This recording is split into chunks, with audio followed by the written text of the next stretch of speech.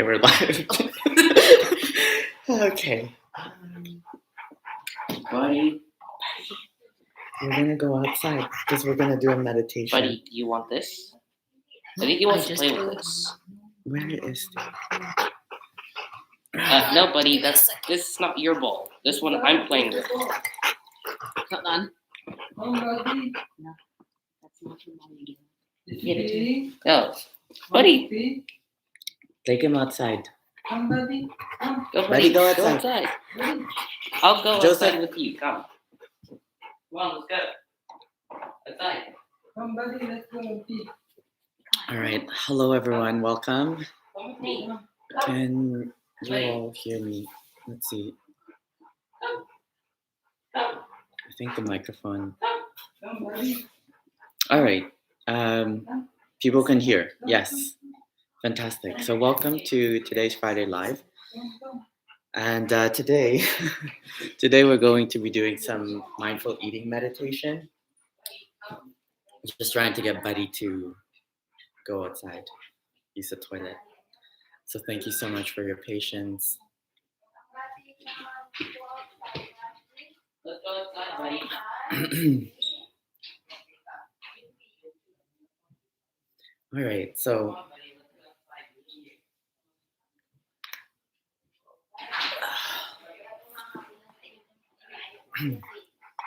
I hope everyone has their goodies. You can either have something that is chewy, like these gummy candies, or something that is chocolate covered, like these chocolate covered pecans. The best outcome are chocolate covered fruits.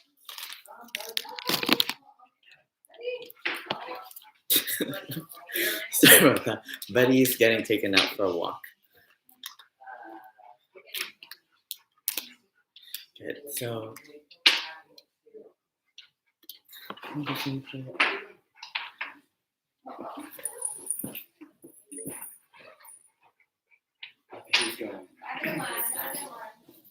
all right. So thank you for joining. Flowers and Lily. Hello. So usually Friday lives are reserved for Q&As. So that's still possible if you have any questions. Whether or not you're in the course or not, this is a great time to ask questions about anything that you may find, any questions that you may find relevant. So I guess today, I'm just gonna wait for Buddy to leave so that way we're not hearing the heavy panting, and then we'll start the meditation. And in the meantime, if you have not yet have something edible, feel free to look in your homes, in your refrigerator for anything that you can use for this meditation. Remember, you can't be on the road, right? Joseph, do your best to buddy. That's right over there. Okay. All right. So, okay, good. I think Buddy's gone. Alrighty. So, the first thing that I invite everyone to do, sending love to Buddy. Thanks, Marika. Yeah, we had a little bit of an accident, number one, as we are trying to go on live. So Buddy was gonna join us, but then he needs to use the washroom. So yeah. We must continue onwards, the show must go on. So I invite everyone to find a comfortable seated position. And I would recommend seated because lying down would be difficult. Like I don't want anyone choking in this meditation. So seated is preferred. So, and once you have found your whatever edible item that you're going to be using for the meditation, and then you found yourself seated, then we can begin. But first I want to just talk about why we're doing this and why is it important. So If you were in the Trauma Transfiguration online course, we talked about the role of finding balance between our pleasure senses, not going too extreme, and at the same time not depriving ourselves from any sense pleasure. A lot of the work that I do in trauma healing work is revolved around our five and sometimes six senses, because those senses are containing some of the most delicate memories that we have regarding the events that we found most challenging, the adversities that we found most challenging. Um, Thank you so much, Matthew, for introducing yourself. Welcome.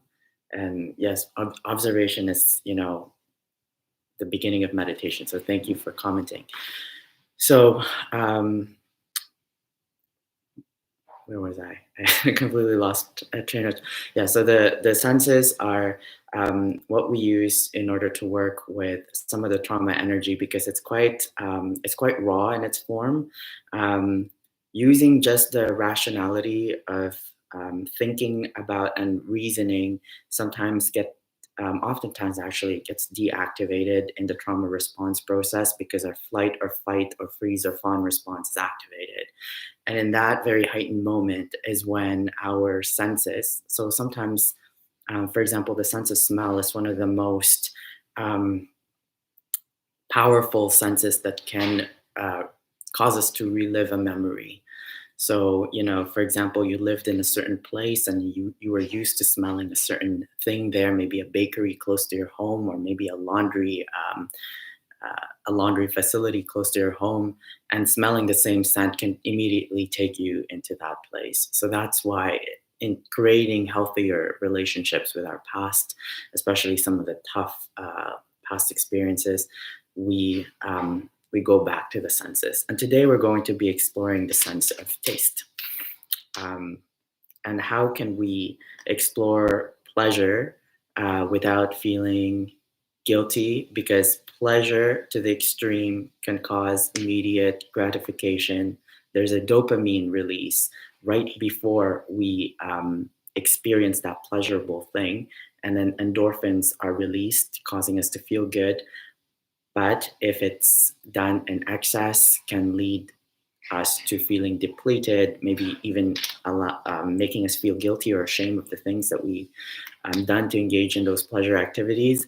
So what I'm trying to help people with is to create a healthier relationship with these pleasure activities and be more mindful. And that's really the key, is the mindfulness piece, so that we can experience pleasure in the moderate or in the most healthy amounts as possible. So not depriving us of pleasure completely, but allowing us to experience it to the fullest, so we don't need to have such a heavy dose of it. So if we are, for example, able to taste the sweetness of this chocolate, maybe we don't need to, put 4 tablespoons of sugar in our coffee, because we're already so sensitive to 1 teaspoon of it. So I hope that makes sense for everyone. And without further ado, before I ramble onwards, I'm going to begin the meditation. So if you find yourself in a comfortable seated position if you're observing, that's fine as well. If you're participating, great. Participation is always recommended. So,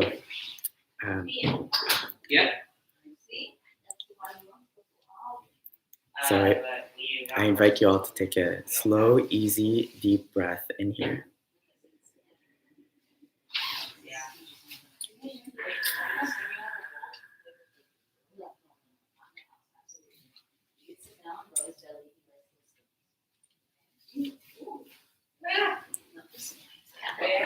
And as you take a deep breath in, I invite you to become aware of your sit bones seated on a chair or maybe a cushion.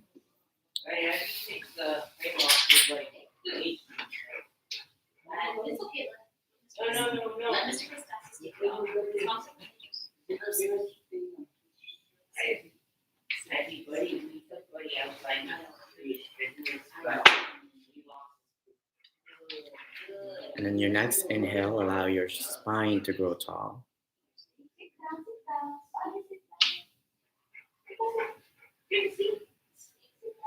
Allowing yourself to sit in a dignified position. Look at his tail. I don't think. Feel the parts of your body that are in contact with the seat.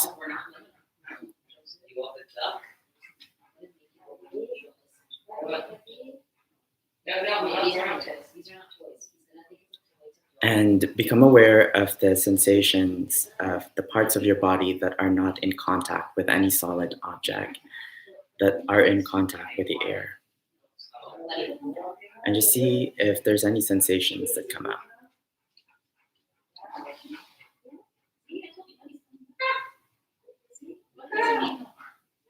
Close to my face. What is it you being close to my face? Buddy just likes to go into people's faces. Oh, you. And from here, I invite you to listen. I think he just went to the kitchen. And Why did he come back? I'm not done talking to you. see if you could listen to the sounds, but most importantly, the silence in between the sounds. How do we listen for the silence in between the sounds? That is a true art of meditation. So listening to the sounds around you,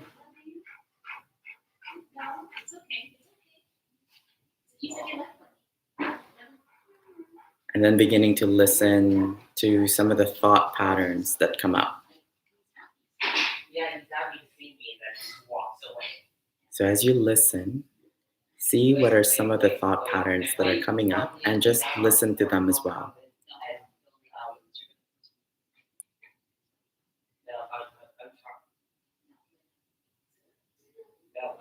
I'm waiting to see if we'll know what to do. So listen to the chatter of the mind and just allow it to exist. And then see if you can listen to the silence in between of the thought patterns, in between of the mind chatter stuff. I did. Well, I didn't mean to, let go, but he was just close. I didn't mean to let go, but he kept telling me, telling me where to go. That's why I just had to let go. Ricky, buddy. Nice, buddy. And once you arrive to a place where you're listening to the silence in between the sounds of the chatter and the external sounds, see if you can allow yourself to find a gentle smile, knowing that such is life. So right now, you may be hearing sounds coming from my end of the thing, my end of the screen, and that is utterly okay. This is actually the perfect meditation training ground. And we're going to sit here for a few more minutes.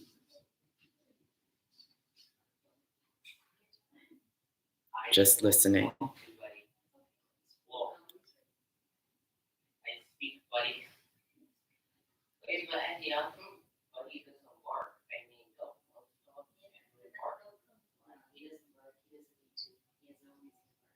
But don't just do it for fun. Just hold on to the street. Listening in the in-between of the breaths.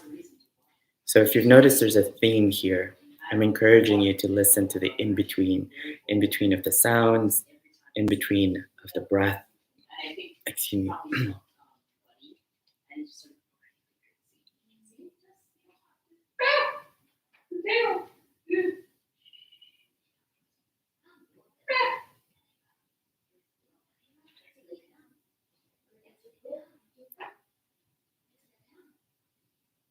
Good boy, buddy. Yeah, you want to play with me?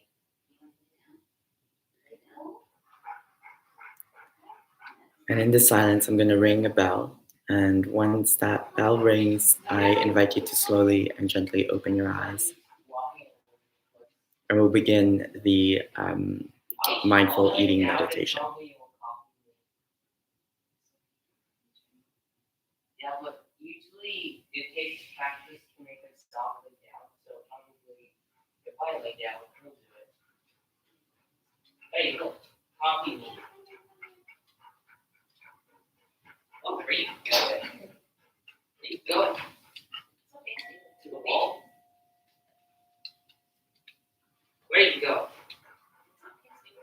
Where you going? Where you going? All right. Oh, just. Okay. So some of you have asked to mute the background noise, and we're not going to do that because that's part of the that's part of being mindful, and that's part of being able to meditate through any circumstance. And that skill is called the skill of equanimity. Equanimity is the ability to remain grounded and rooted at any given situation. So the background noise is actually a very helpful instrument in this meditation. And if you're joining us from work, thank you so much. It takes practice, but if you're able to meditate in the busiest street of the city, then you know you're a really good meditation practitioner. So the background noise is useful.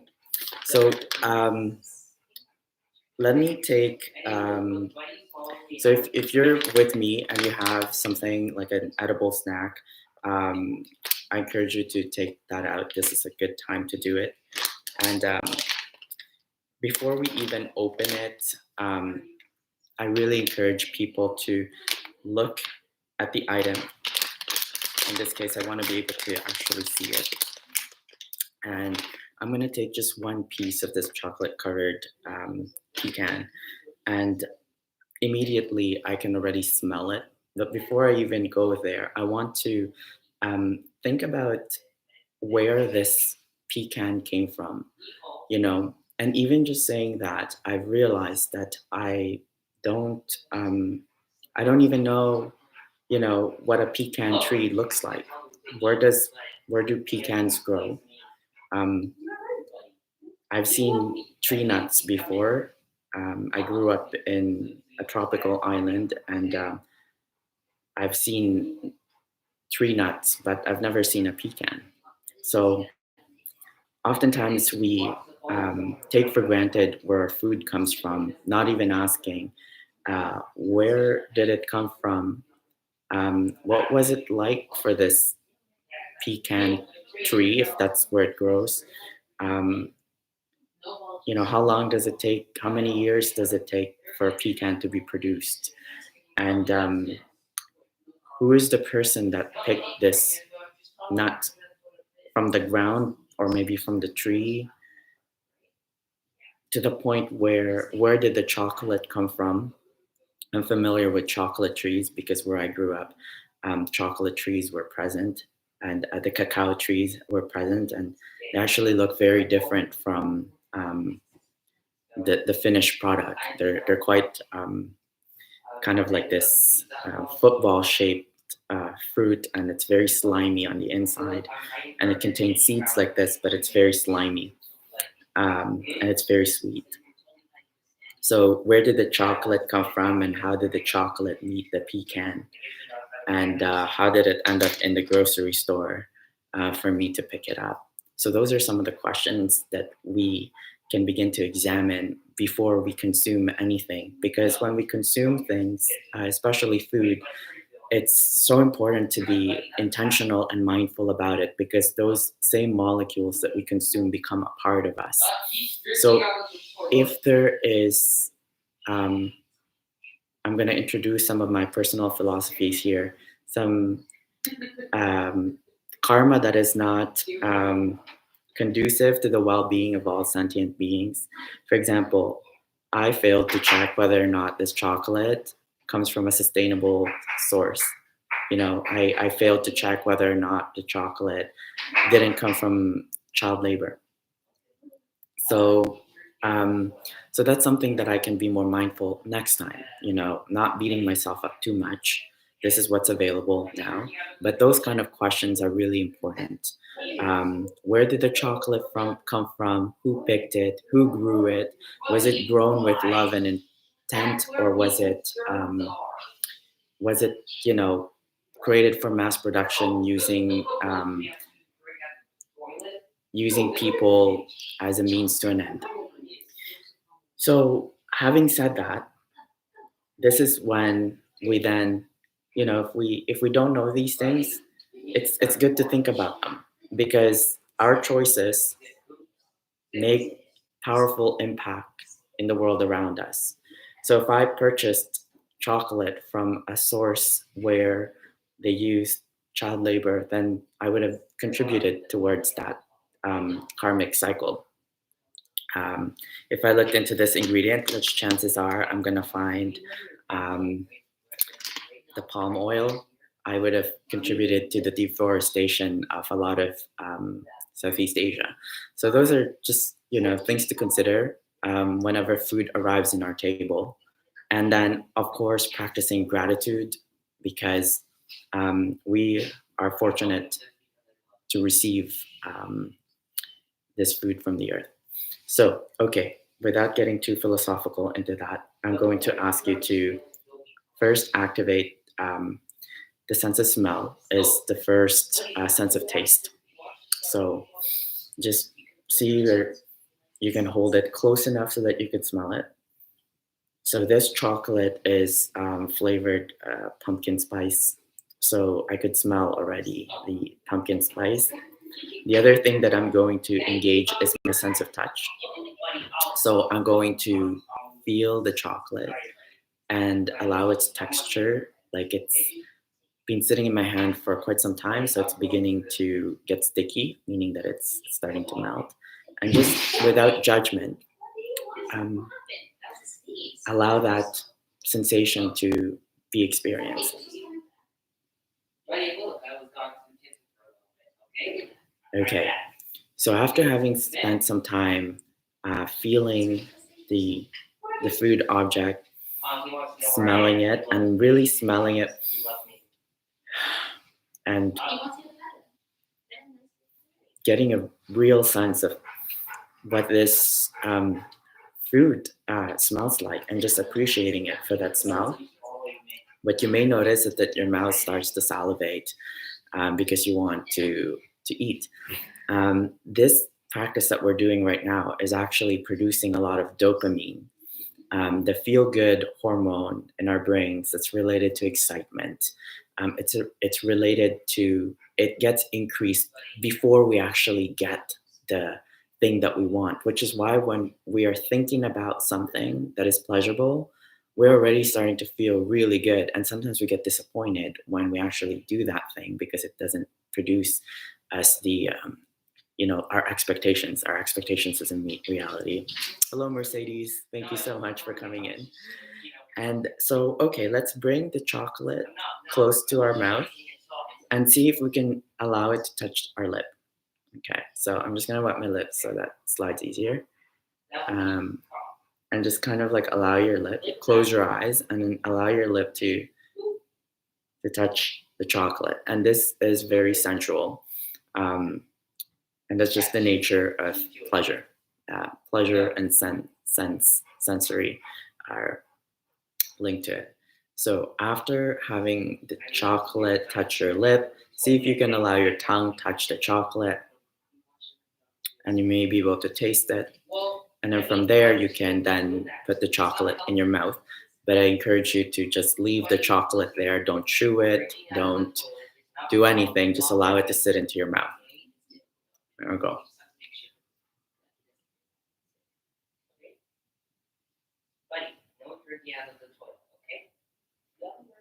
Trying to contain myself from moving the chocolate around. Okay, so once you have the chocolate in your mouth, you can then experiment by moving the chocolate around your tongue to get more of the taste.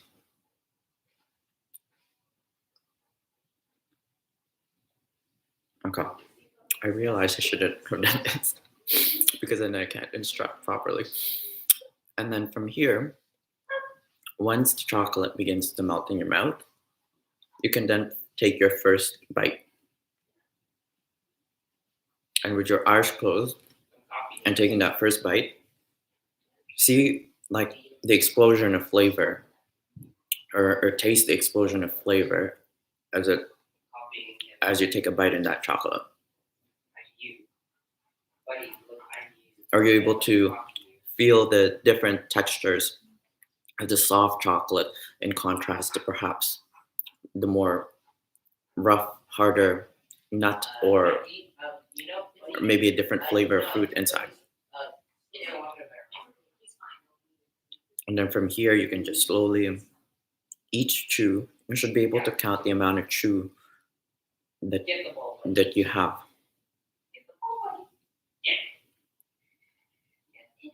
It's actually recommended to chew our food 26 times before we consume it, and I'm guilty of not doing that. I probably chew it 4 times and then swallow it. But until you eventually taste all the flavor and then you lose all the flavor, and that's how we practice the mindful eating meditation. I'm just gonna drink some water to wash away my palate. So imagine if you have this relationship with your food. Now, I'm not saying that you take 3 hours to consume your dinner or breakfast because nothing is ever going to happen, but just the concepts of mindfulness and integrating it into pleasure activities, food being one of them. Food, music, sex, anything that creates pleasure in life. You can see how that, if you were participating with me, that one chocolate probably produced more pleasure than me just gobbling up this entire thing when I'm, stress eating or something. So we were able to achieve so much pleasure with just one piece of chocolate. So then it teaches us that, maybe we don't need so much. Maybe we can live life in more moderate sense. Maybe we could be content with the things that we have, that is already around us. So, so I hope that's useful. If there's any question, please drop them on the chat. And first of all, I want to say thank you all for showing up tonight. I know it's Friday night. I like to spend my Friday nights at home reading a book or meditating. So thank you all for joining me. And so if there's any question, I can stay around for a bit longer. We have 2 more minutes. If not, then it's okay. So this is a sneak peek of what we do in my course. This is actually one of the fun works that was assigned, is to explore the sense pleasures and pay really careful attention to our relationship with guilt and shame, because pleasure, when off balance, can cause us to feel guilty or ashamed of some of the pleasure activities that we do. And what I'm trying to cultivate is a healthier relationship with it. And so if there's not any more questions, that's it. Thank you so much for joining, and I'll be doing Friday lives every week to answer questions for people who are in my course, and also for people outside the course who are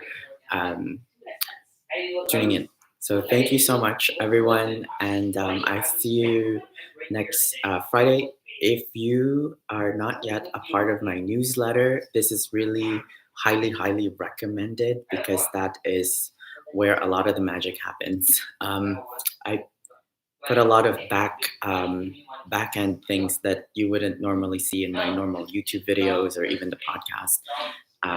So be a part of the newsletter. Go to traumatransfiguration.com and sign up to the newsletter. That's it. Thanks so much, everyone. Bye.